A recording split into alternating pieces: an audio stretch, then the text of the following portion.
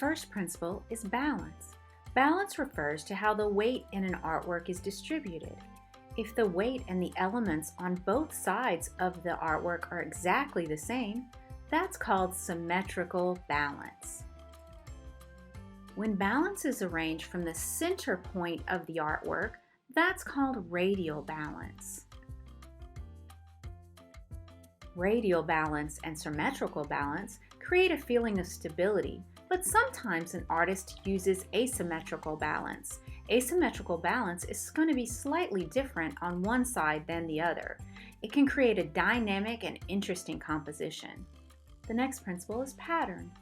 Pattern is the repetition of shapes, lines, and colors throughout a work of art. Artists use pattern to create areas of excitement and interest. Regular pattern is when the same exact shapes are used in the same exact pattern over and over again. Sometimes artists create patterns where the elements are not exactly the same. These are called irregular patterns, like those found in this painted water. Then there's movement. An artist uses movement to draw the viewer's eye through the work of art or to suggest actual movement. They can do this by using sweeping lines and repeating shapes, colors, and lines, using contrasting colors, and in many other ways. Artists can create drama, energy, and action in an artwork by using contrast.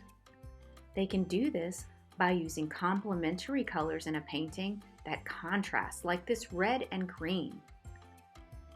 They can also use contrasting values, like the super dark darks and the light lights in this drawing. This artist uses contrasting textures. Notice the smooth texture of the egg and the rough texture of the rest of the piece. Artists use emphasis to draw your attention to the focus of the artwork.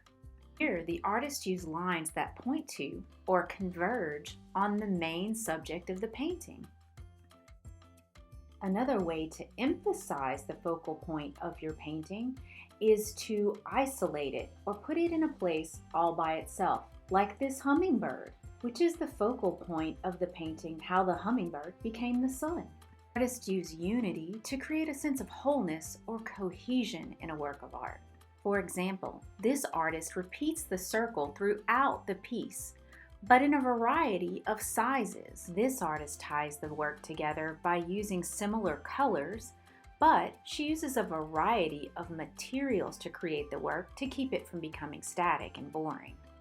If you look carefully at this piece, you'll notice that the artist uses the same texture all throughout the painting, but she uses a variety of patterns. Proportion refers to the size of the objects in a painting and how they relate to one another. Notice the houses in this painting. And as you look, you notice that the house in the background is much smaller than the house in the foreground. This is how the artist suggests the distance of that house from the others.